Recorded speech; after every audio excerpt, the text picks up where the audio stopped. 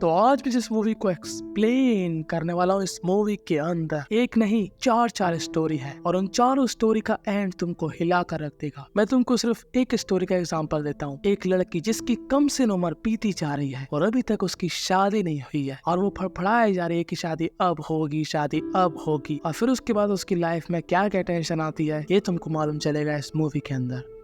तो movie start होती है जहाँ पर हमको ये लड़की दिखाई जाती है जिसका मुंह लटका होता है। यहाँ पर इस लड़की का नाम होता है गीता। गीता को आज देखने के लिए लड़के वाले आ रहे हैं। लड़का जैसे ही गीता को देखता है लड़का हो जाता है गीता पर लट्टू। और जब ये लोग अकेले में बात करने जाते हैं तब लड़का सीधा बोलता है, देख गीता, मैं तुझको अभी से ही फुका हुआ प्यार करने लगा हूँ और मैं चाहता हूँ कि तुम मेरे से ही शादी करे। अब गीता बहुत ज्यादा खुश हो जाती है, पर गीता की मम्मी के अंदर जुम्मन कीड़ा था। अभी तो बहुत सारे ऑप्शन है, हम लोग जल्दबाजी में आकर इस लड़के को हाँ क्यों करें, और वैसे भी वो छोटी जात वाला है, इसीलिए तो शादी की जल्दी मचा रहा है। और गीता भी यहाँ पर कान लगाकर बात सुन रही होती है और गीता को इतनी भयंकर गुस्सा आती है कि क्या ही बताएं। नहीं, जब तेरी लड़की को लड़का पसंद आ गया तो काहे के लिए आंटी जी दुनिया भर की पंचायत मचा रही हैं। खैर यहाँ से सीन शिफ्ट होता है और हमको एक वकील दिखाया जाता है। इस वकील को हम बुलाएंगे विशाल। तो विशाल से मिलने ये महिला आती है। इस महिला को हम बुलाएंगे पूनम। तो पूनम यहाँ पर विशाल को समझाती है कि जो उसका हस्बैंड है वो उसको डिवोर्स देना चाहता है। तो विशाल कहता है, अरे कैसी बात कर रही हो मैडम, ये केस तो हम ही जीतेंगे और मैं आपको आपके हस्बैंड से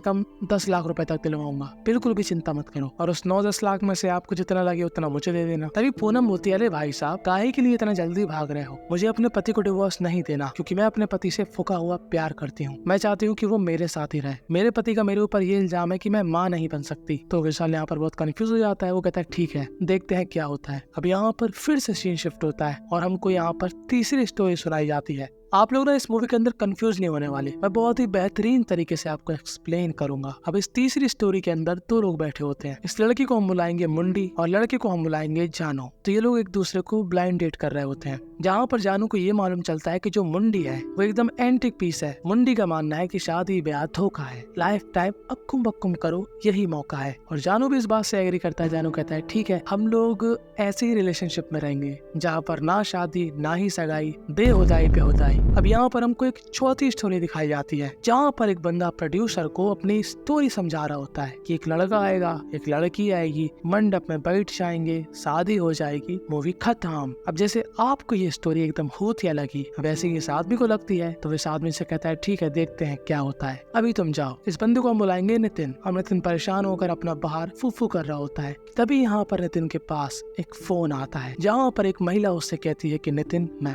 प्रेग्नेंट हूँ, मेरा भटूरा फूल चुका है। और ये बात सुनकर नितिन की फटके 64 हो जाती है। और जिस लड़की का उसके पास फोन आया था उसको हम बुलाएंगे पल्लवी। अब चारों स्टोरी का मैंने थोड़ा थोड़ा आपको समझा दिया। अब देखो, जो मुंडी और जानू की स्टोरी थी वो बहुत ही ज्यादा बेहतरीन चल रही थी। दोनों दबा कर अक्कुम बक्कुम कर रहे थे, शादी ब्याह बच्चे वगैरह कोई प्रेशर नहीं था। और मुंडी भी ना एकदम चटकी किस्म की लड़की थी। वही सच में उसका जो मन करता था वही करती थी। उसको घंटा फर्क नहीं पड़ता कि कोई उसके बारे में क्या ही सोचता है। उसके लिए जमाना जाए चाह उताने, वो तो वही करेगी जो उसको पसंद है। और इसके जस्ट अपोजिट गीता, जो कि बहुत ही ज्यादा सुलझी हुई लड़की थी, अपने घर वालों का कहना मानती थी, पर वो इसी बात से परेशान थी। घर वाले मतलब उसकी माँ, घर वाले नहीं, उसकी माँ इम्पोर्टेंट थी, वही अपनी अपनी चलाया करती थी। और जो गीता के पिताजी थे वो गीता को बहुत ही ज्यादा सपोर्ट किया करते थे, पर उनकी अपनी बीवी से फटती थी। और गीता के लिए जो भी लड़का आता वो उसको रिजेक्ट कर देती। मतलब गीता को देखने इतने सारे लड़के आते पर इस औरत को एक भी लड़का पसंद नहीं आता। पता नहीं इसको कौन सा हूर का परा चाहिए था। और गीता भी इस बात से परेशान थी कि मेरी माँ क्या सटक मटक गई, क्या चाहती क्या है ये। और यही सेम चीज जानू को नहीं मालूम थी कि आखिर मुंडी को चाहिए क्या, क्योंकि जानू मुंडी से पुका हुआ प्यार करने लगा था। वो उसकी बहुत ही ज्यादा क्लोज आ चुका था,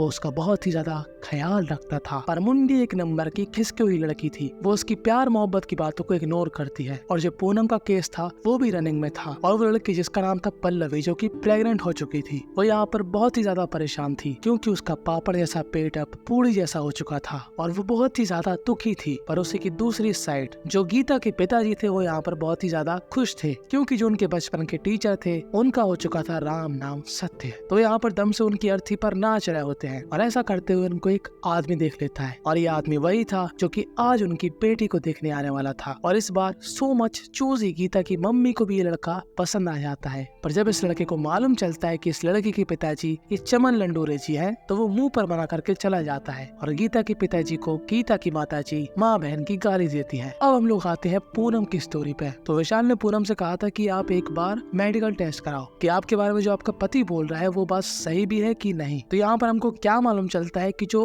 पूनम का हस्बैंड है वो एक नंबर का चादर मोड़ आदमी है। पूनम को ऐसी कोई भी दिक्कत नहीं है कि वो माँ नहीं बन सकती और वो यहाँ पर फूट फूट के रोने लगती है। अब यहाँ पर पूनम रो रही थी और दूसरी साइड पल्लवी रो रही थी, क्योंकि पल्लवी इस बच्चे का क्या ही करे। और नितिन भी यहाँ पर बहुत ही ज्यादा परेशान हो रहा था। पल्लवी चाह रही थी कि उसका जो भटूरा है उसका रिजल्ट आए ही ना इस दुनिया में। समझ रहे होगे आप मैं क्या कहना चाहता हूँ। डायरेक्ट बोलूंगा तो यूट्यूब मेरी लंका लगा देगा। वैसी ही लंका जैसी लंका पूनम का पति पूनम के कैरेक्टर पर लगा रहा होता है। वो कहता है कि ये पूनम एक नंबर की वैसी वाली औरत है, इसको तरह तरह के स्वाद चखने हैं। और पूनम यहाँ पर बहुत ही ज्यादा उदास हो जाती है। वो एकदम से टूट चुकी थी कि जिसको वो इतना प्यार करती है वो उसके बारे में ऐसा सोचता है। अब विशाल भी यहाँ पर ज्यादा कुछ नहीं बोल पाता, क्योंकि पूनम को जब डिवोर्स चाहिए ही नहीं है और वो कैसे मना लेगा सामने वाले आदमी को कि भैया तू रख ले अपनी बीवी को। इम्पॉसिबल ही था। तब कोर्ट की डेट आगे बढ़ जाती है और जो नितिन था वो बहुत ही ज्यादा परेशान हो रहा था कि आखिर पल्लवी की समस्या का समाधान कैसे करे। हमको वो डॉक्टर कैसे मिलेगा जो कि इन सब कामों में एक्सपर्ट हो। वो पैसे का जुगाड़ करके पल्लवी का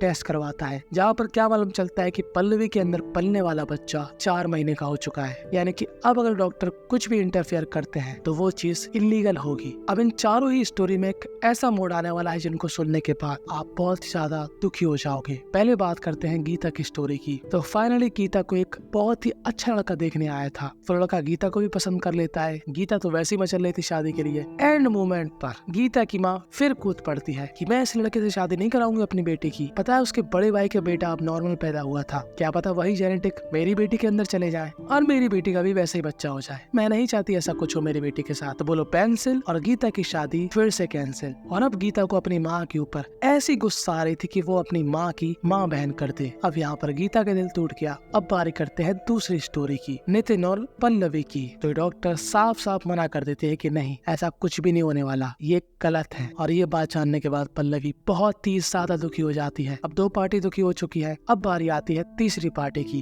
मुंडी, जो कि खुद यहाँ पर पार्टी कर रही होती है। जैसा कि मैंने आपको मुंडी के बारे में बताया था, मुंडी थी एकदम खुले मिजाज की लड़की। उसको नहीं चाहिए प्यार मोहब्बत धोखा, उसको चाहिए बस लाइफ को एंजॉय करने का मौका। कि तभी यहाँ पर जानू आकर बहुत ही ज्यादा रोमांटिक तरीके से मुंडी को प्रपोज कर देता है और मुंडी भी लाइक रोनाल्डो जैसी किक मार के इस रिंग को 500 फीट दूर फेंक देती है और जानू का यहाँ पर दिल टूट जाता है। अब बारी आती है चौथी स्टोरी की, पूनम, जिसके कैरेक्टर के ऊपर काफी सारे इल्जाम लग रहे थे। वो यहाँ पर आज कह देती है ठीक है मैं डिवोर्स देने के लिए तैयार हूँ। अगर मेरे कैरेक्टर के ऊपर ऐसे ही इल्जाम लगेंगे तो मैं इतनी भी ज्यादा नीचे गिरी हुई नहीं हूँ कि हर चीज को एक्सेप्ट करके भी इस आदमी के साथ रहूं जिससे मैं इतना ज्यादा प्यार करती हूँ। और अब यहाँ पर पूनम भी दुखी हो जाती है, क्योंकि वो जो नहीं चाहती थी अब उसको वो करना पड़ेगा, डिवोर्स। अब गीता की लाइफ जो थी उसमें एक और बड़ा दुख आने वाला था। जिस दिन उसके पिताजी का बर्थडे था उसी दिन उसके पिताजी को हार्ट अटैक आ जाता है और उनका हो जाता है राम नाम सत्य। और गीता और उसकी मम्मी अब पूरी तरीके से टूट चुकी थी, क्योंकि अब घर को कौन संभालेगा। जवान लड़की की शादी भी नहीं हुई है। अब जो पूनम थी जो कि इतने बड़े क्रम से बाहर निकली थी, वो फोकस करती है अपने करियर पर और वो अपने करियर में बहुत ही ज्यादा अच्छा कर रही थी। और विशाल पूनम पर लट्टू हो चुका था, जी हाँ वही वकील। और इन दोनों का भी मामला सेट हो जाता है। और जो मुंडी थी ना वो भी जानू को समझाती है कि देख जानू, मैंने शुरू में ही तेरे से कहा था कि मैं इन सब चक्करों में नहीं पड़ने वाली, मुझको बस तू एक रीजन दे दे जिसकी वजह से हम लोग शादी करें। और जो नितिन था उसका एक दोस्त आता है उसके पास और कहता है देख मैं तेरी व्यवस्था करा दूंगा, ठीक है, मुझे मालूम है तू क्या चाहता है, तेरा काम हो जाएगा। मैं एक डॉक्टर का तेरे को एड्रेस दे रहा हूँ, वहाँ पर चले जा। वो डॉक्टर वैसे ही काम करता है। अब गीता के पिता के शोक में जो लोग भी आ रहे थे उनमें से एक आदमी जो कि इस गांव का काफी जाना माना आदमी था, वो कहता है कि देखिए माँ जी, मैं चाहता हूँ कि आपकी गीता मेरे बेटे से शादी करे। मैं नहीं चाहता कि आप लोग ऐसे ही दुखी रहे जिंदगी भर। तो गीता की माँ यहाँ पर हाँ कर देती है। और पूनम और विशाल का सब कुछ बढ़िया चल ही रहा था। विशाल ने अपनी माता जी को भी मिलवा दिया था पूनम से। पर यहाँ पर मुंडी और जानू का मामला बिगड़ जाता है, क्योंकि मुंडी यहाँ पर अपने फ्रेंड के साथ खुलेआम फ्लर्ट कर रही होती है जानू के सामने। कहीं उसकी बॉडी देख रही होती है, कहीं उसके लुक्स के बारे में अच्छा अच्छा बोल रही होती है। और अब जानू कितना ही सहेगा भाई, कोई बंदा एक हद तक ही सह सकता है। और अब जानू का पारा हाई हो जाता है और ऐसी आर्ग्यूमेंट में जानू को क्या मालूम चलता है कि जो मुंडी है वो एक डिवोर्सी है। और जानू डिसाइड करता है मुंडी को छोड़ने का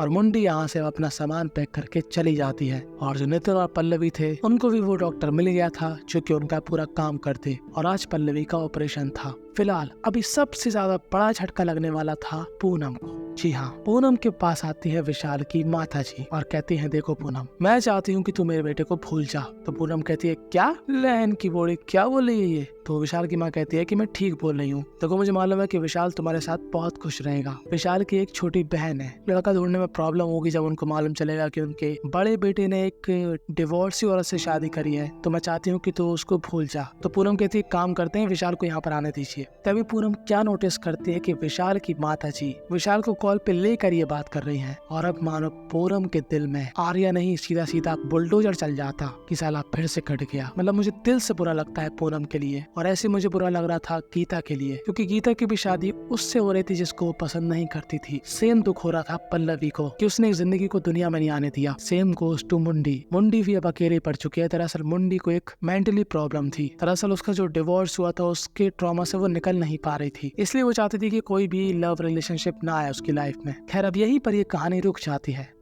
क्योंकि ये कहानी लिखी थी एक राइटर ने। ये राइटर कौन होती है? पल्लवी। जी हाँ, यहाँ पर लोग पल्लवी से पूछते हैं कि जो आपने कहानी सुनाई है मुझे चारों की चारों, वो क्या सच में आपकी जिंदगी से रिलेटेड थी? तो पल्लवी कहती है, हो भी सकती है, नहीं भी हो सकती है, ये तो आप पे डिपेंड करता है कि आप किसकी लाइफ को सही मानते हो। पल्लवी यहाँ से बाहर निकल जाती है और हमको क्या मालूम चलता है कि ये चारों की चारों स्टोरी पल्लवी के साथ हो चुकी थी। और बस यहीं पर ये मूवी थी एंड हो जाती है। जब मैंने इस मूवी को देखा तो इस मूवी ने मेरे को बहुत ज्यादा कंफ्यूज किया, पर मैंने आपको बहुत ही ज्यादा इजी तरीके से इस मूवी को एक्सप्लेन किया। इस मूवी से जो गीता की स्टोरी है उससे हमको यही सीखने को मिला कि सही मोमेंट का इंतजार नहीं करना चाहिए। क्या पता जो अभी है वही सही मोमेंट हो। फिलहाल आपको इन चारों में से किसकी स्टोरी सबसे अच्छी लगी, या फिर कौन सा कैरेक्टर सबसे ज्यादा होतिया लगा? कमेंट में अपनी राय जरूर बताना। आपके अगल बगल ऐसी ही बेहतरीन सी स्टोरी आ रही है जिनको आप देखोगे तो आपका पूरा डाटा वसूल हो जाएगा। तो follow me on Instagram, subscribe my channel now. बस।